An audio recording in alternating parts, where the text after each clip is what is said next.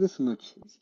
Sean bienvenidos a esta cápsula informativa, en la cual les hablaremos sobre los análisis de los cambios en las revoluciones educativas 1.0, 2.0, 3.0 y 4.0 a causa del SARS-CoV-2 en el nivel medio superior en México. Al final también les presentaremos una entrevista. En esta cápsula trataremos los temas sobre los cambios de las revoluciones educativas a lo largo del tiempo. Ante todos los sucesos históricos que se han presentado a lo largo de la historia, los cambios en la sociedad han sido inevitables. Pero, ¿cuáles son las instituciones que influyen y adaptan a las mentalidades jóvenes a las necesidades de la sociedad? Bueno, veamos primero, vamos a definir lo que es la educación. La educación es un proceso de formación destinado a desarrollar la capacidad intelectual, moral y afectiva de las personas, de acuerdo con la cultura y las normas de convivencia de la sociedad. El lugar en el que normalmente recibimos esta formación es la escuela, que es cualquier centro donde se transmite la enseñanza, un lugar destinado a la impartición de conocimientos sobre determinadas materias. Aquí se fomenta la formación cultural, así como se adquieren valores que permiten la buena convivencia tanto dentro del aula como en la sociedad. La educación en línea es el aprendizaje que se da entre los docentes y alumnos a través de un entorno digital a distancia. En esta, la tecnología y las técnicas de aprendizaje son parte de un modelo educativo, generando un entorno interactivo el cual físicamente no es real, pero crea una interacción entre las personas de distintos lugares. Podemos considerar como la línea del tiempo de la educación a distancia los cursos por cartas, seguido por los programas educativos de la radio y la televisión, y actualmente por medio de las plataformas virtuales a las que tenemos acceso con una computadora o un teléfono inteligente. El avance de la tecnología y los cambios en el proceso industrial han traído consigo la necesidad de preparar a los estudiantes para situaciones distintas y con mayores retos. Es por ello que se dan las revoluciones educativas de las cuales se les hablará a continuación. En concreto, una revolución educativa se da gracias a todas las transformaciones que va teniendo el sistema educativo acorde a las necesidades de la industria para contar con empleados completamente capacitados en sus respectivas áreas laborales. Revolución 1.0. La revolución 1.0 se caracteriza por ser unidireccional. Nos referimos a que la información fluye en una dirección. El profesor o profesora transmiten la información y el alumno la recibe. En esta revolución, el aprendizaje es pasivo porque el estudiante no tiene voz ni voto en el planteamiento, desarrollo y evaluación. Todo depende del docente para aprender. Revolución 2.0. A diferencia de la revolución 1.0, la revolución 2.0 se enfoca en un aprendizaje bidireccional, donde hay un intercambio de información por medio de exposiciones o trabajos en equipo. La comunicación entre alumnos y maestros ayuda a compartir ideas y datos. Comienzan a realizarse trabajos en equipo. El recibir información sobre algún tema dejó de ser tarea exclusiva del docente. Con ayuda de libros y enciclopedias consultaban la información que requerían para participar y enriquecer la clase. Revolución 3.0. Esta revolución aplica todas las ventajas y recursos que tienen las TICs o las tecnologías de la información y comunicación, haciendo que el aprendizaje se vuelva más interactivo, participativo y creativo.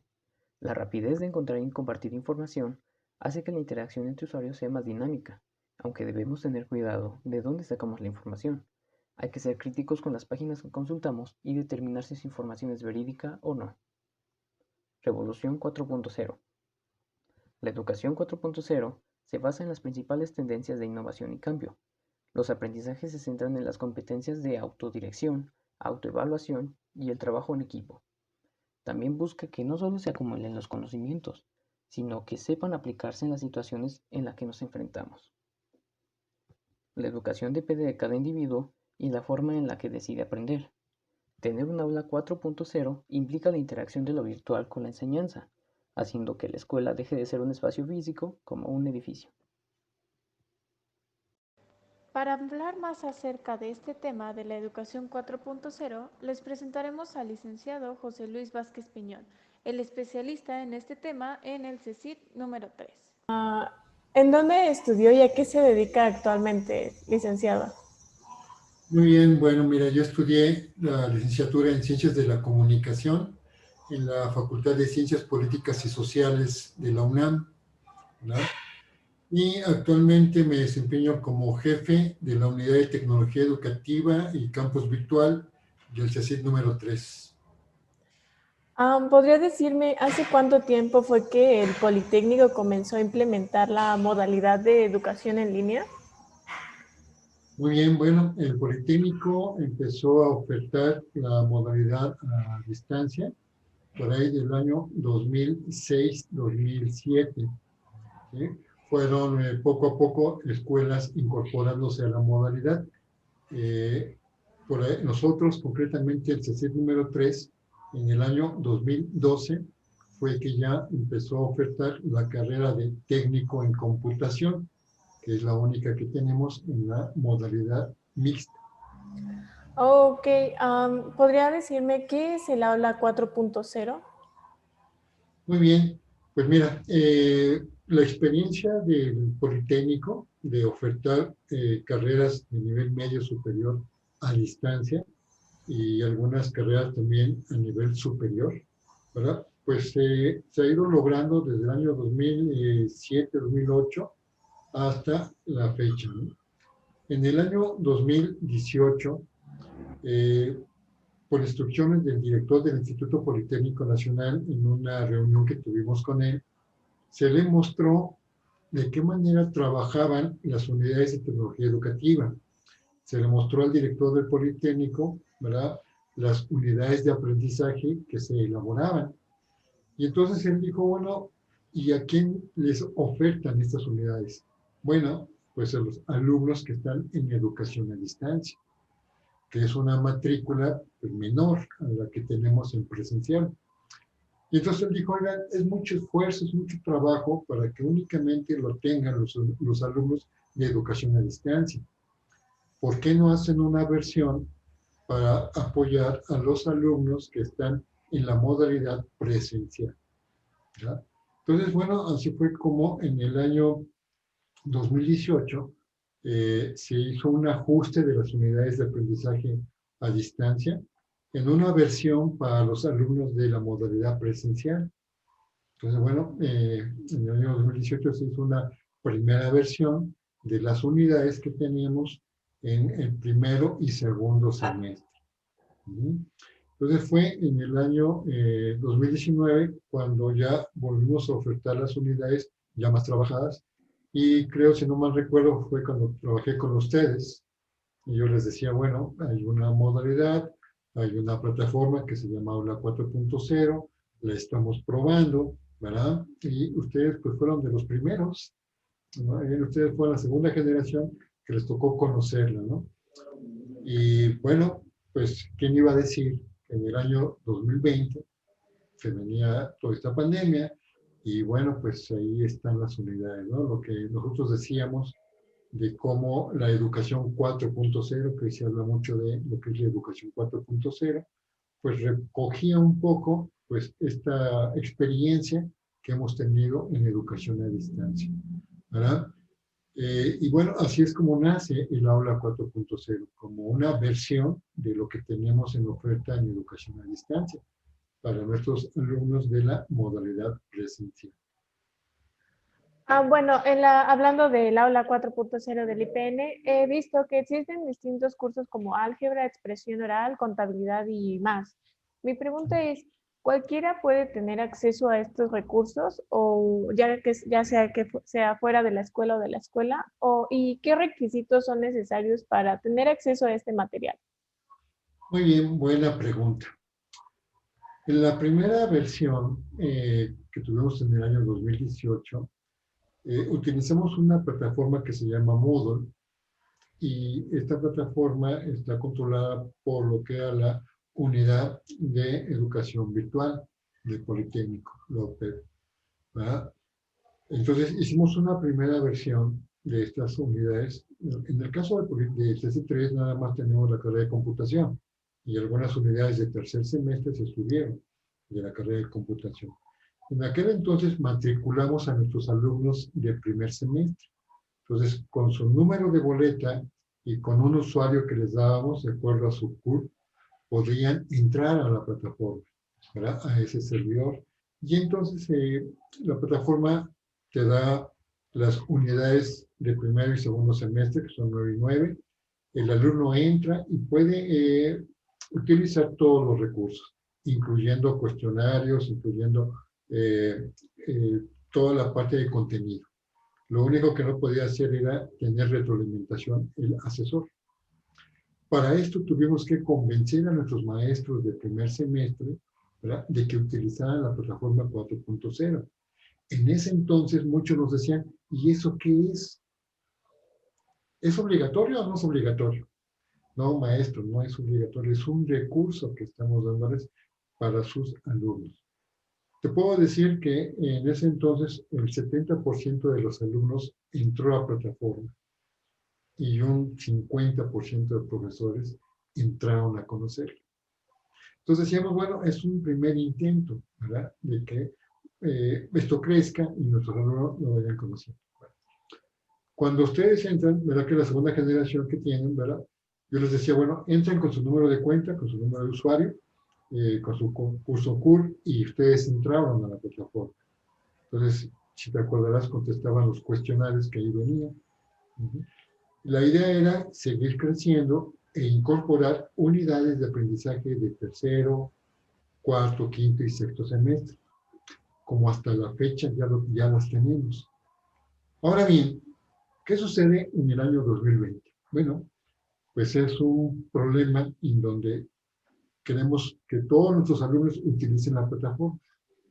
Entonces tendríamos que matricular a todos nuestros alumnos con su número de boleta. ¿Pero qué sucedió? Las 16 escuelas de nivel medio superior, con todos los alumnos del primero, segundo y tercer semestre subidos a la plataforma, se nos caen.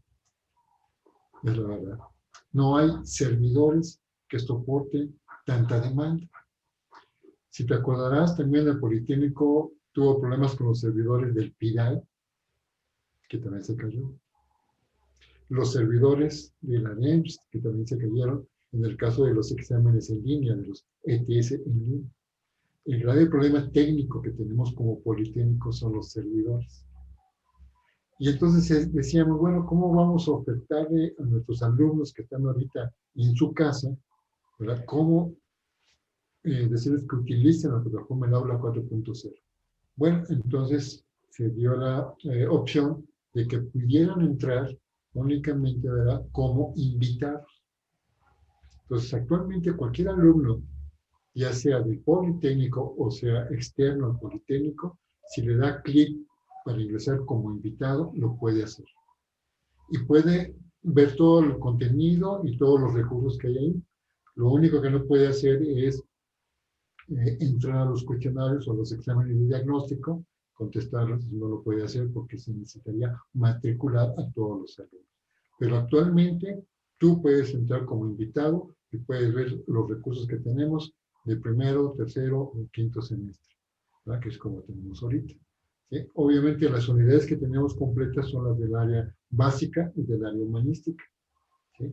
Y en el caso de computación, algunas de las unidades que tenemos en computación. ¿Sí? Así es como lo tenemos hoy día. ¿Sí?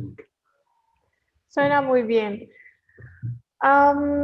Bueno, creo que ya contestó esta pregunta, pero ¿qué tanto es el interés del instituto y de los estudiantes por implementar esta modalidad de estudio en línea? Pues en este caso, antes de que se diera todo lo de la pandemia. Así es, así es. Mira, en el Politécnico hay un entusiasmo, porque esto viene siendo apoyado desde el director general del Politécnico, el secretario académico, y ellos han hablado ya en 2 años de lo que es la educación 4.0. ¿Y qué es la educación 4.0? Pues nada más que fomentar en nuestros alumnos las habilidades digitales que requiere hoy día la industria 4.0. No sé si tus maestros ya te han hablado de lo que es la industria 4.0, lo que está sucediendo allá afuera y de qué manera nuestros alumnos, pues para que no se vean rebasados por la realidad que está allá, tenemos que fomentarles las habilidades digitales, que entre otras cosas son, pues, los recursos que te da la conectividad, saber utilizar la nube, el trabajo colaborativo, pues el Big Data que hoy se señala, que es el análisis de datos, el pensamiento crítico, la inteligencia artificial, el Internet de las cosas. Y cuando me preguntan a mí, bueno, ¿qué es esto del Internet de las cosas? Yo les digo, bueno, hoy día, ¿sabes pedir un Uber? Sí, pues ese es Internet de las cosas. ¿Cómo está relacionada una cosa con otra? ¿Cuándo te ibas a imaginar que con tu teléfono ibas a pedir un taxi y un servicio, ¿verdad? Que te llevara, ¿no? Ahora, pues tú sabes cómo funciona el Uber, cómo te llevan a un cierto destino, ¿no? La geolocalización. Entonces, todo es lo que está pasando allá afuera. ¿Te imaginabas que con tu televisión podías incluso hoy visitar páginas de internet, solicitar comida, ¿no? Hacer tus compras utilizando tu televisor? Tampoco lo habíamos visto. Bueno, eso es lo que está sucediendo. Eh, por ejemplo, en la medicina, hoy día yo les digo a mis alumnos, a ver, ¿te gusta la medicina? No, pues sí. ¿Te gusta la programación y trabajar a distancia? No. Bueno, pues te digo que hoy día el Hospital Los Ángeles tiene ya un centro quirúrgico robótico. Están utilizando robots para hacer cirugías. Y están implementando ya la cirugía a distancia, en la cual un doctor puede hacer la operación a distancia con un robot en otro lado. Eso es lo que está pasando allá afuera. Entonces, por eso, el director del Politécnico dijo, bueno, ¿qué estamos haciendo con nuestros alumnos? Con esas habilidades digitales que tenemos que fomentarles. Y por eso fue que en el año 2018 empezó todo esto, ¿verdad? Y obviamente la pandemia aceleró toda esta situación. Obvio, dentro del CECIT 3, hay, como siempre, ¿no? Quienes están más entusiasmados con todos estos cambios, de cómo impactan en la educación, ¿verdad? Y nosotros en el año pasado, en el 2019, organizamos junto con la Dirección de Educación Virtual un foro que se llamó Foro Educación 4.0. E invitamos a nuestros profesores, a todos los profesores del CECIT 3. Fue un seminario a distancia utilizando Zoom. Y en aquel entonces me preguntaban, oye, ¿qué es eso de Zoom? ¿Cómo te conectas?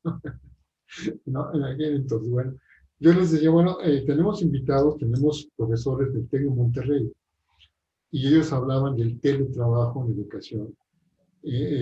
Incluso el TEC de Monterrey decía, bueno, nosotros ya estamos en un momento en que estamos haciendo hologramas con nuestros profesores.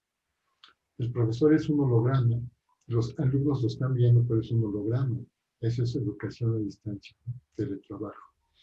Entonces muchos maestros de aquí, de nuestros decían, no, pues eso es allá en el TEC de Monterrey, para que eso llegue aquí, no, olvídate, ¿no? Aquí ni hay recursos, no hay computadoras en las aulas, bueno, como siempre, ¿no? Hay muchas resistencias. Pero hay también maestros muy entusiasmados, sobre todo yo he visto maestros en inglés, ¿no? Que ya utilizaban plataformas en aquel entonces, ¿verdad? Y bueno, pues vino la pandemia y no hizo más que acelerar un proceso que ya venía caminando, ¿no? La educación 4.0, que así como le pide habilidades digitales a los alumnos, también le exige habilidades digitales al profesor. ¿Sí? Entonces, eso es lo interesante, porque ahora que regresemos, Dios mediante, ¿qué va a suceder? ¿Vamos a regresar a lo mismo, al aula? ¿Vamos a regresar al pizarrón? Después de que ustedes han visto las ventajas o desventajas de trabajar a distancia, de conocer nuevos recursos, de conocer aplicaciones, Classroom, ¿no? Teams, todo lo que ustedes manejan. O sea, nuestras generaciones ahorita que están en tercero y quinto, pues les ha tocado esta experiencia. Pero lo que vemos es que es mucho más fácil que ustedes entiendan el cambio tecnológico que muchos de nuestros maestros, ¿no? A muchos maestros no les quedó otro más que adaptarse a este cambio. aunque tenían algunas resistencias, ¿no? A mí me hablaban y me decían, tú eres educación a distancia, tú resuelves mi problema. Y me hablaban y me decían, oiga, deme la clave de Zoom.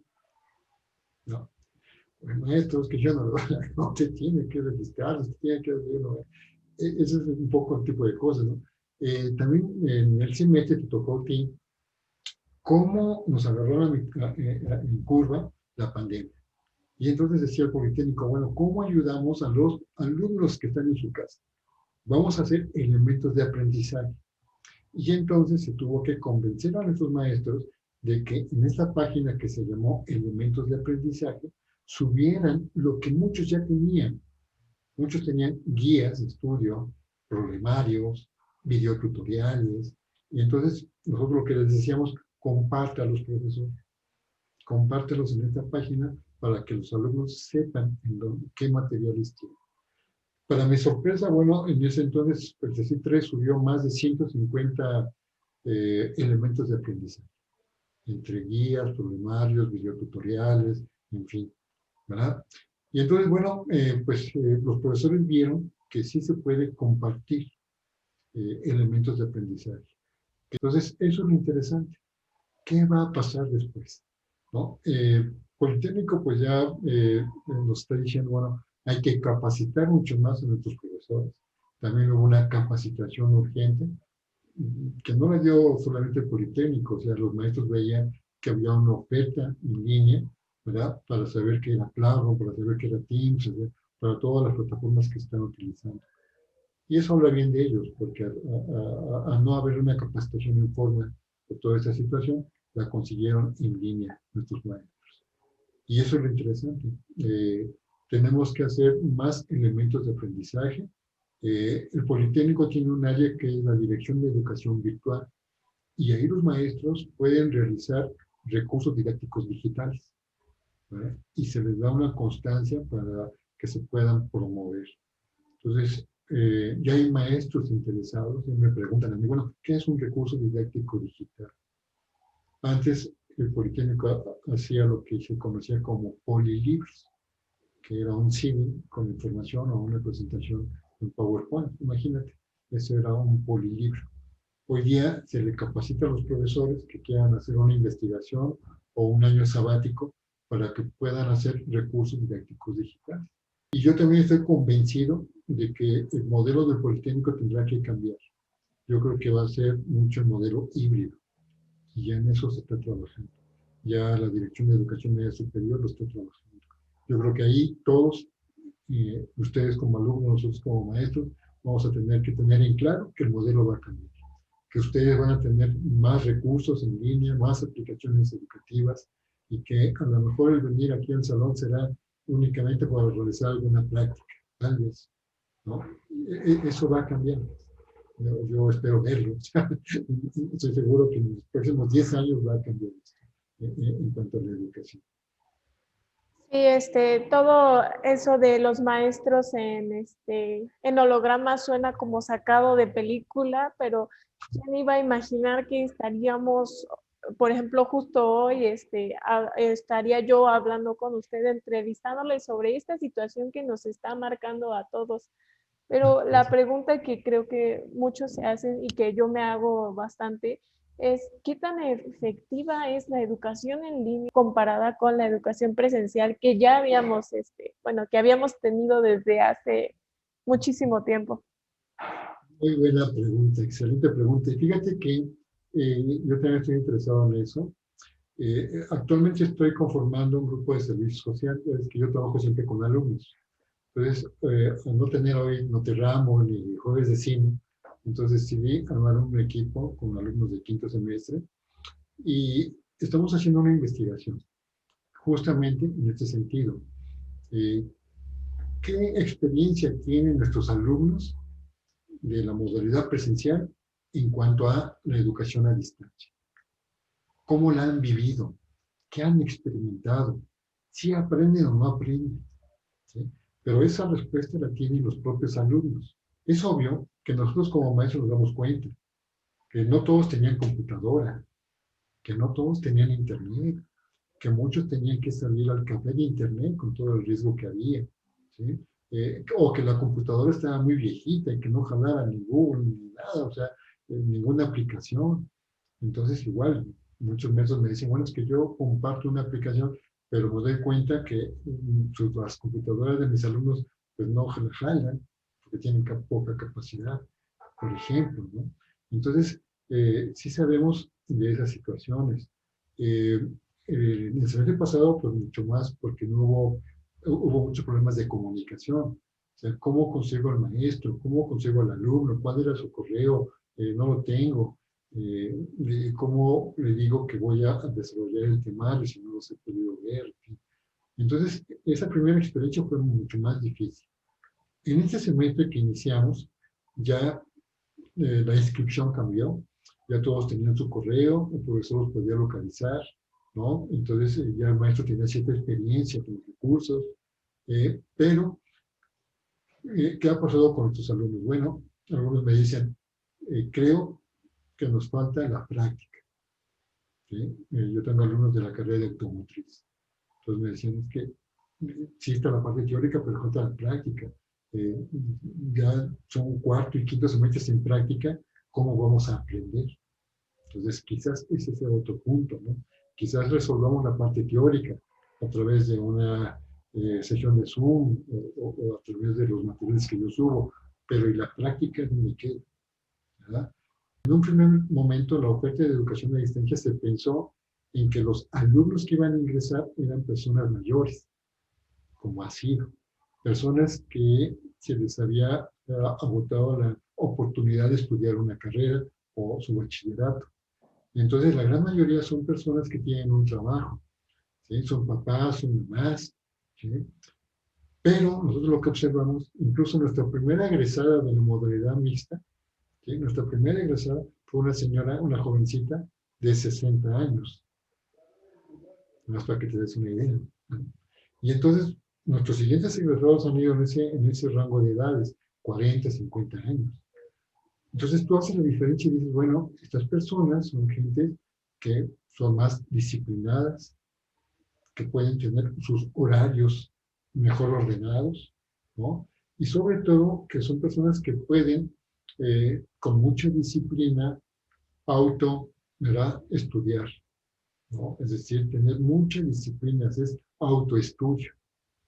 La educación a distancia nos queda claro a nosotros que es de mucha disciplina y autoestudio.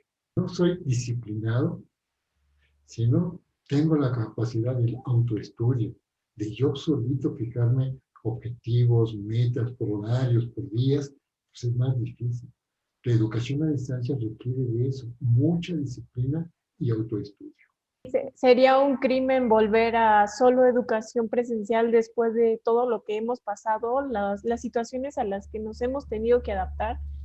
Con esta investigación que estamos haciendo sobre las revoluciones educativas desde la 1.0 a la 4.0, nos hemos dado cuenta que conforme va cambiando la industria desde la 1.0 hasta este momento, la educación se ha ido adaptando y aunque parezca que ahora nos está costando trabajo, creo que estamos seguros de que nuestro modelo educativo se va a adaptar y a todas las situaciones que necesitamos, ¿no? Debemos de implementar la educación, una modalidad mixta, como ya se habíamos pedido, como mencionó, pero que donde tengamos que aplicar todos los conocimientos y habilidades que requiere la industria 4.0. Así es, sí, no, va a impactar mucho. Y fíjate, yo lo veo no solamente en la parte educativa, ¿no?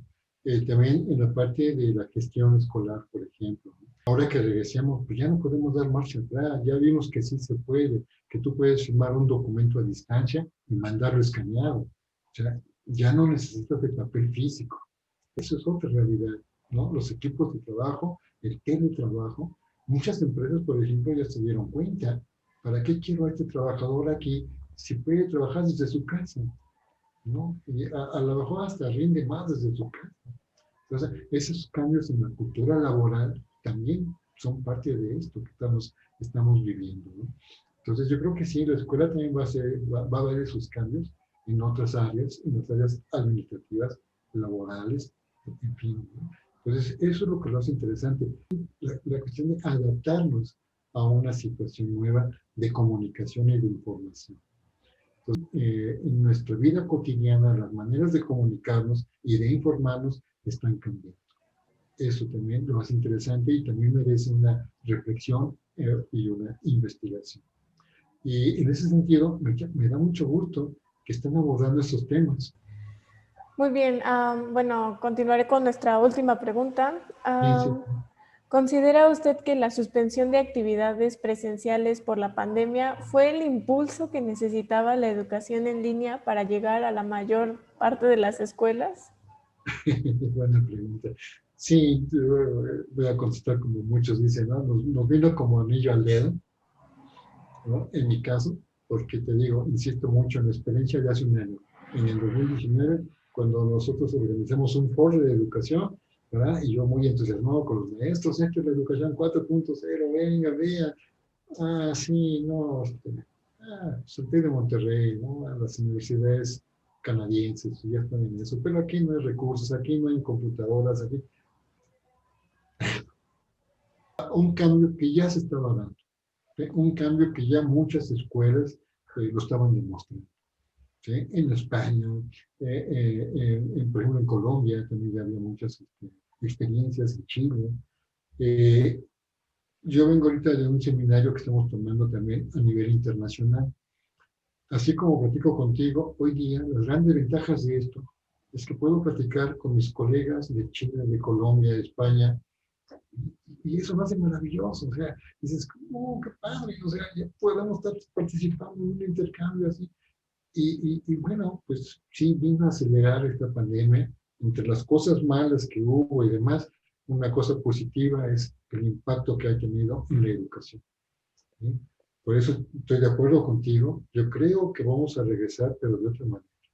Ya no es posible dar un paso atrás y meternos al salón de clases únicamente y con el pizarrón, que viene con más fuerza esta ola de cambio y que tenemos que adaptarnos y tenemos que ver todas estas posibilidades nuevas y cómo vamos a trabajar con ustedes, la pandemia, para acelerar estos cambios y darnos cuenta que sí podíamos innovar y cambiar la educación. Licenciado Piñón, le agradezco mucho el que me haya acompañado en esta reunión. Ha sido muy instructiva y me alegra que podamos conectarnos ahora en línea. Muy bien, muy bien. Salúdame a tu grupo, que lo disfrutamos mucho esta clase. Finalmente, para concluir esta investigación, podemos decir que el desarrollo y el avance de la tecnología ha ido avanzando a una velocidad increíble, por lo que es fundamental que nos preparemos para estar listos a las nuevas situaciones a las que nos enfrentamos en este mundo que está en constante cambio. Así como la tecnología ha ido evolucionando, la educación lo ha hecho, y debe hacerlo al mismo ritmo. Es de suma importancia que los estudiantes se preparen y aprendan y obtengan las herramientas que les permitirá desenvolverse en la sociedad y en la industria. La pandemia por SARS-CoV-2 demanda que ocupemos la tecnología para mantenernos en contacto y seguir preparando a los estudiantes de todos los niveles educativos. Sé que no ha sido fácil, pero es indispensable que estemos dispuestos a hacer un gran esfuerzo para salir adelante juntos. La educación ya se adaptó a sucesos históricos del pasado, como guerras, crisis y otras pandemias.